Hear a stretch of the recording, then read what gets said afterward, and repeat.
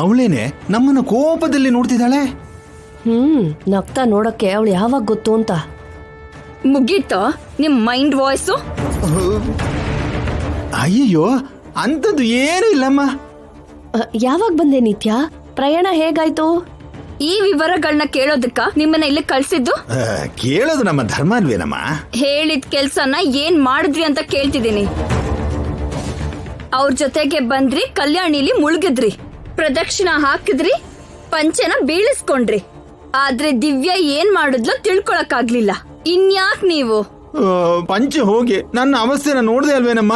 ಬೇಕು ಅಂತಾನೆ ದಿವ್ಯಾ ನಮ್ಮನ್ನ ಲಾಕ್ ಮಾಡಿದ್ಲು. ಹೌದಮ್ಮ, ಅವಳೇನೋ ಪ್ಲಾನ್ ಮಾಡ್ತಾಳೆ ಅನ್ಕೊಂಡಿದ್ವಿ, ಆದ್ರೆ ಹೀಗ್ ಸಿಕ್ಕಾಕಿಸ್ತಾಳೆ ಅನ್ಕೊಂಡಿಲ್ಲ. ನೀವ್ ಹೀಗೆ ಬುದ್ಧಿಹೀನರಾಗಿದ್ರೆ ಅವಳು ಹಾಗೆ ಆಡ್ತಾಳೆ.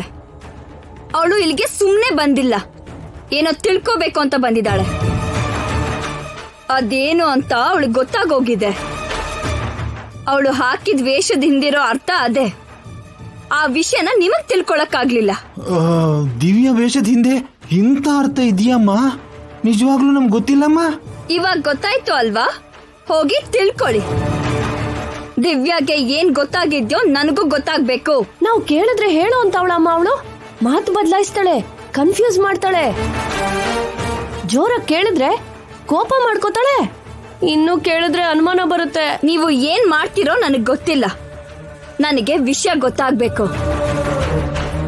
ನೀವು ಇಲ್ಲಿಂದ ಹೊರಡೋಕ್ಕೂ ಮುಂಚೆನೆ ದಿವ್ಯಾ ಎಲ್ಲಿಗೆ ಹೋಗ್ಬೇಕು ಅನ್ಕೋತಿದ್ದಾಳೋ ಅಲ್ಲಿ ನಾನು ಇರ್ಬೇಕು ಅಷ್ಟೇ. ಅರ್ಥ ಆಯ್ತಾ?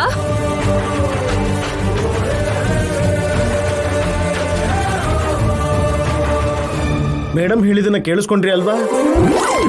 ಮೇಡಮ್ ಇಲ್ಲಿವರೆಗೂ ಕಿಡ್ನಾಪ್ಗಳು ಮಾಡಿದ್ದಾರೆ, ಬೆದರಿಸಿದ್ದಾರೆ, ಮರ್ಡರ್ ಕೂಡ ಮಾಡಿದ್ದಾರೆ. ಆದ್ರೆ ಅದನ್ನೆಲ್ಲ ಹೊರಗ್ನವ್ರ ಮೇಲೆ ಮಾಡಿದ್ದಾರೆ. ಈಗ ನೀವು ಮೇಡಮ್ ಹೇಳಿದ್ದನ್ನ ಮಾಡ್ಲಿಲ್ಲ ಅಂತ ಅನ್ಕೊಳ್ಳಿ, ಇಲ್ಲಿಂದ ಹೋಗೋದು ನೀವುಗಳಲ್ಲ, ನಿಮ್ಮ ಶವಗಳು.